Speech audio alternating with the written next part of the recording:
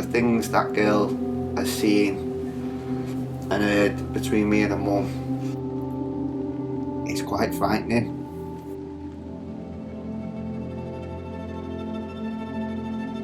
I saw red and I just lost control. I ran over and just punched her. It's something that I've got to explain to my 3 children.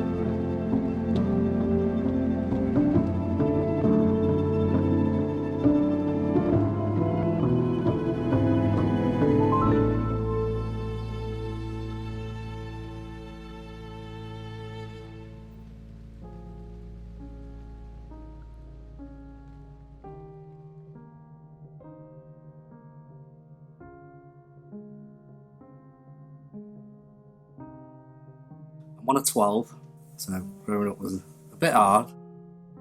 We'll be constantly arguing, fighting, trying to be the best at everything, basically. I got pinned down a couple of times by my dad. His heart was in the right place. His heart's always been in the right place. Who were you closest to in the family? My brother Bernie, mainly. I think it was the way we got brought up, because when I was going through school, stuff was happening to me, what happened to him. So he was trying to help me through it at school and trying to teach me ways how to not kick off like he did. I always used to stick up for other people as well. So I ended up in a lot of trouble. And then I ended up getting kicked out for fighting. I was getting bullied. Yeah. And is that what Ben was trying to help you with when you said he was trying to help you with what happened to Yeah. him? Because he got bullied. Yeah. I went into year 7. I was still getting bullied, so I was retaliating every day. I was 19. It hit about 6 months, and then the problem started. It was a little bit volatile with the arguments anyway. It was more tit for tat, name calling during that time. I started feeling a bit more angry. We were both doing drugs, drinking a lot. I actually turned into a bit of an alcoholic back then. Every morning I had to wake up with a beer, while I'd be shaking, like, full on. And I didn't like that. She didn't trust me, and I didn't actually trust her. I was angry all the time, I was paranoid all the time, I was stressed all the time. Gradually built up, I think, all the problems, all the issues, all the stress. We did fight, like full on, had a fight. Went to prison for 6 weeks on remand. Came out, still in a relationship with her. And then, I think it was 3-4 months down the line, I went back to prison for fighting with her, which I held my hands up in the court. I did do it. It was wrong of me and I shouldn't have done it, but I did do it. I apologised to her for it, but we never sat down and actually spoke through anything. Because every time we tried talking, it ended up just being an argument. It was like we couldn't talk to each other. I didn't like the person I was becoming or anything. I got in another relationship and it ended up being volatile again. About 4 months after that, we started arguing. I pushed her out of my way, and she was actually pregnant with my son at the time. So I got arrested for that. In my head, I felt guilty because I knew it was wrong.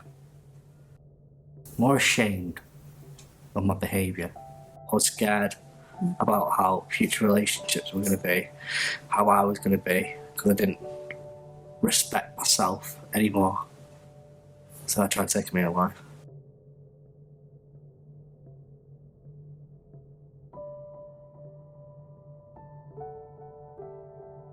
I took an overdose on amitriptyline. My dad rushed me to the hospital from Congleton to Macclesfield. I remember waking up the next day, breathing tube down my throat, hooked up to all the machinery, and I felt weak, really weak and sick.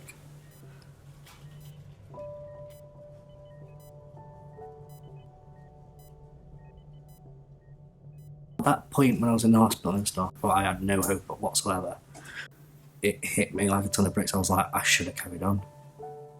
I was making a difference, I was changing my life, I just couldn't, I didn't see it. I didn't realise it. Like I said, I went and spoke to my doctor, told them how I was feeling, what happened. They were like, so are you asking for help? And I said, yeah, I am. I'm ready. What has the course, what's the biggest teachings that the course has given you, do you think? Effects it can have with kids and how they'll bring up your sort of behaviour if they're around it. Domestic violence or domestic abuse, they'll be brought up around it, so they'll be doing it when they're older, they'll learn it, they'll think it's a normal thing when it's not. Better relationships with like your own family members, like your parents, it helps you with that as well. Because it's not just about relationships, like with partners, of course, it's all about family relationships, friend relationships, and like parent and kid relationships. I've never had anyone where I could talk through things before. I've never been in a relationship like that. Programmes like this do need more funding to help people like me.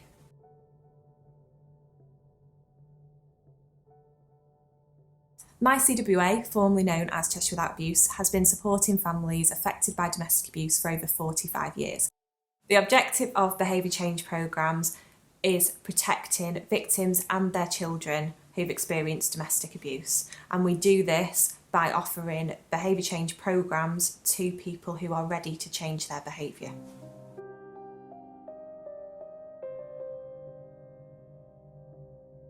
To me, domestic abuse is what I'd witnessed growing up, violence towards each other.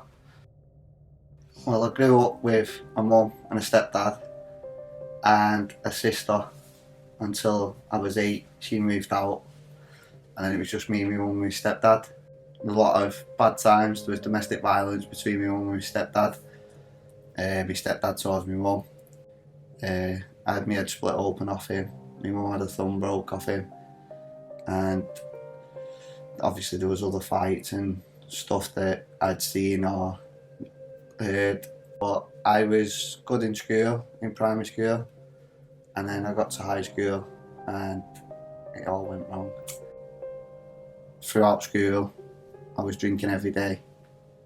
I started drinking at the age of 11, started taking drugs at the age of 14, and I was kicked out of the family home. It was as I got older that the domestic violence and abuse came into the relationships. I was 25. We were arguing, there was other lads involved, and it escalated from there. But we ended up moving in very quickly. I started to obviously react to the situation.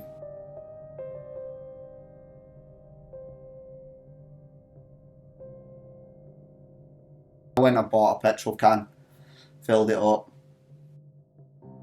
and went back. And there was a moment when I got it back that I could have quite easily tipped that over me and lit it. Everything had just boiled up inside me, and obviously the years of everything from childhood upwards, and it all came out that night. Luckily, one of the neighbours seen me doing it, so by the time I'd got to the end of the street, a fire engine was coming one way and the police were coming the other way. I was actually thankful to go to jail because it gave me a break from my life, from the drink, from the drugs, and from people that I was associating with it as well. As soon as I landed in prison, I was looking at courses then to do to change my behaviour, to get help that I needed, and to be a different person to what I'd just left behind, basically. I looked at jail as a fresh start. I don't know, something just clicked inside me, and I didn't want that life anymore. So I had to do something to change. Do you know what I mean? I'd left my mum on the outside, my son's on the front of the paper for setting somebody's house on fire. The ex-partner had a daughter. Yeah. We found out she was pregnant in the February, and by the June I'd actually been recalled to prison. And things got progressively worse. Social services then deemed it unsafe, and obviously at this point I'm still high risk to pretty much everybody that was around me. Went to prison 5 times, lived in a bail hostel twice, but I'm older now, I'm wiser, and I walk away from the situation. You've got to want to change, and you've got to stick at it, because not everything that you sit through on them courses you're going to take in. You take a little bit from each one, and if you implement them day by day, then you can make that change. Behaviour programmes, they do work. There's people out there that do want to change, obviously myself being one of those, and without these sort of courses I'd still be an angry person running around doing stupid stuff, who might not even actually be alive today, who could have killed himself through drinking drugs. I wouldn't recognise that person. Obviously, looking back on it, it's filled with regrets. Regrets of my actions, regrets of staying in those relationships, regrets of just not walking away. We started off and it was like the world was against us. From where we was and where we are now, we've come a long way, haven't we? And then our daughter was conceived, and it was just like, she's a little miracle. What's he like as a partner? What's he like as a dad? Oh, loving, hardworking. Best dad you could ask for.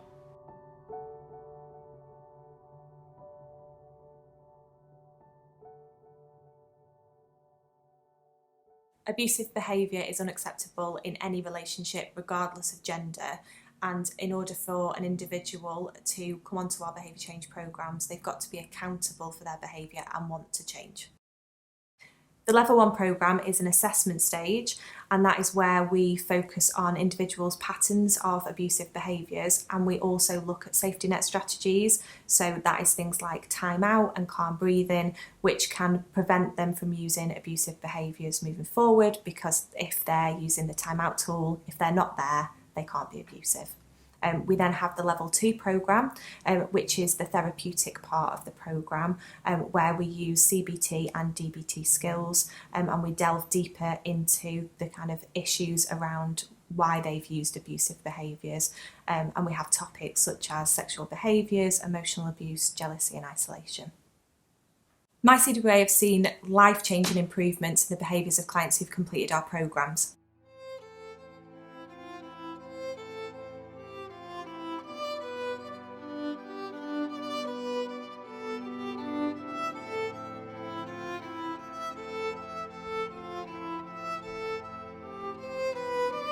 I'm a lot more calmer than what I used to be. I feel like I can handle it a lot better. And I feel a lot better as a person now, because my relationship's going great. My daughter's thriving, like, absolutely amazingly. So I think I'm doing a really good job, so I'm happy with myself.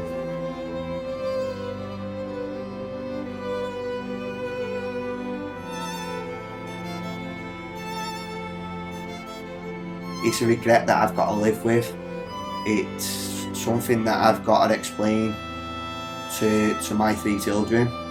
The best thing that I can do now is look forward and move forward.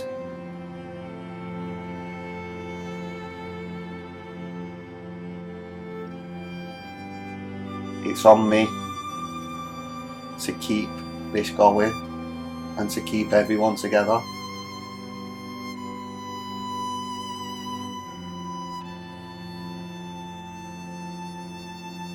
Keeping it up, mainly. Keeping focused on what I've learned and how to move forward. And if any behaviours ever come back like that again, I know where to go for the help. I just want to be the best parent I can be and best partner I can ever be.